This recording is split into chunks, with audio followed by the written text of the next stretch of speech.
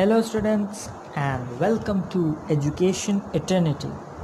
If you have not subscribed to this channel, please subscribe to it. Click on the notification bell, like the video, and if you will have any query once we are completed with the chapter, you can ask in the comment section.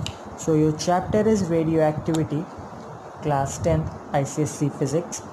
So radioactivity. So the first thing we are going to talk or discuss in this chapter is structure of atom. So as you all know, an atom consists of electrons, neutrons and protons. The protons and neutrons, they reside inside the nucleus, which is at the center, while the electrons revolve around the nucleus in their specific orbits. And such orbits are stationary orbits, and each stationary shell or orbit, the electron has a definite energy. So the maximum number of electrons in a shell can be 2n square, and the n is 1, 2, 3, 4, 5, 6 and so on, and the shells are named as K, L, M, N, O, P, Q and so on. So now let's talk about atomic number. So the atomic number of an atom is equal to the number of protons in its nucleus, and I would like to say that number of protons is equal to number of electrons also, but for atomic number you have to write that it is equal to number of protons. If you have written that it is equal to number of electrons, then it will be wrong. Although you are saying it's correct, but atomic number is equal to the number of protons in the nucleus. The next one is mass number. So the mass number of an atom is equal to the total number of nucleons. So what is nucleons? Neutrons plus protons combined give us nucleons. So it is your mass number. Now the atomic number is represented by Z, whereas the mass number is represented by A. The next thing is isotopes. So what is isotopes? The atom of the same element having same atomic number but different mass numbers are called isotopes. And some example is hydrogen has 3 isotopes. The first is tritium, that is 1H1.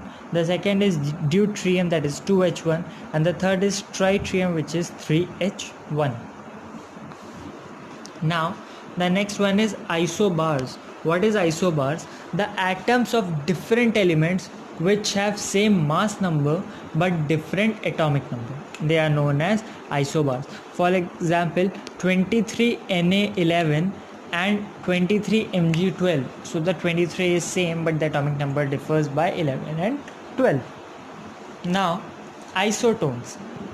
The atoms having different number of protons but they have same number of neutrons. Protons are different but the neutrons are same, so they are isotones, such as 23Na11 and 24Mg12. So you are getting same number of neutrons. Now what is radioactivity? Radioactivity, the substances which disintegrate or decay by the spontaneous emission of radiations are known as radioactive substances. And now what is radioactivity? Radioactivity is a nuclear phenomena, and it is the process of spontaneous emission of alpha or beta and gamma radiations from the nucleus of an atom during its decay. So it is your radioactivity. Now we have 3 particles: alpha, beta and gamma. We have alpha radiations, we have beta radiations and we have gamma radiations. So those which turn towards the negative plate, so they are positively charged particles, so they are alpha particles. Those which turn towards the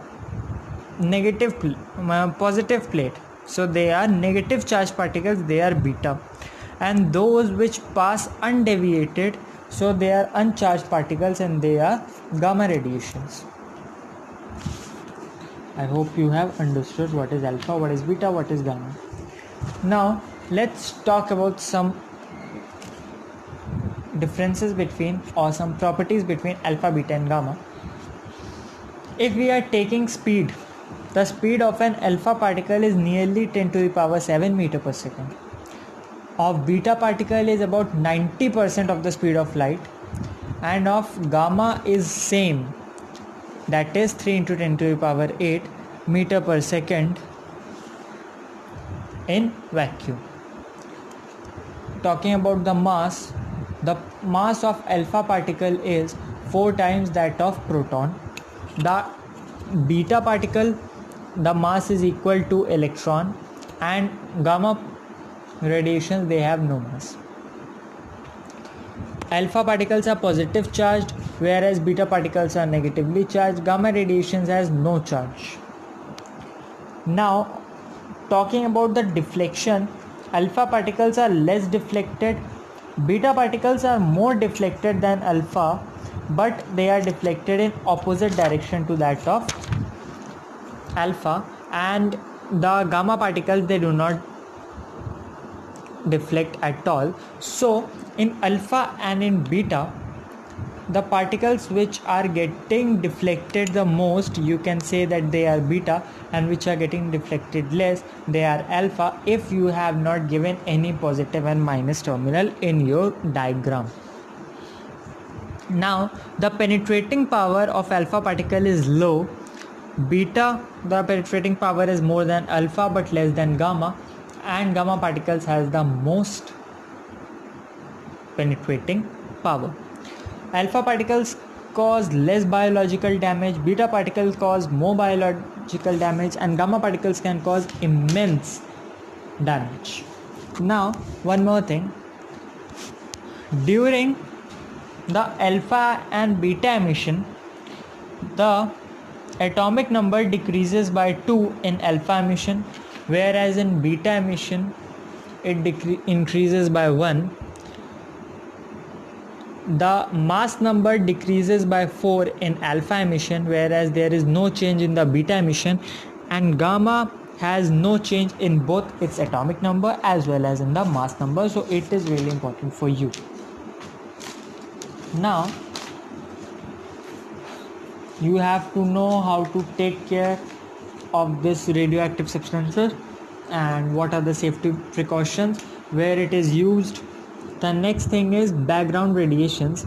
Background radiations are radioactive radiations such as alpha, beta and gamma, to which we all are exposed even in the absence of an actual radioactive source. So there are two types, the internal source and the external source. The internal source, the radioactive substances such as potassium, carbon and radium present inside our body. These causes the internal source, and the external source are cosmic rays, naturally occurring radioactive elements such as radon 222 and the solar radiations. So these are some form of background radiations, you should know them. Now our final topics, nuclear fission and nuclear fusion. What is fission? Nuclear fission is the process in which heavy nucleus is split into two light nuclei nearly of the same size by bombarding it with the slow neutrons. And whereas in nuclear fusion, the process in which two light nuclei combine together to form a heavy nucleus, it is known as nuclear fusion. So now fusion and fission, if we are talking that fission, that nuclear fission can take place at ordinary temperature, but for nuclear fusion we need high temperature. And the nuclear bomb is based on the principle of nuclear fission, whereas the hydrogen bomb is based on the principle of nuclear fusion. So now you should know some difference between fission and fusion. That's it friends, your chapter is done. Hope you liked the video. Subscribe to the channel. Thank you friends. If you have any query, you can ask in the comment section.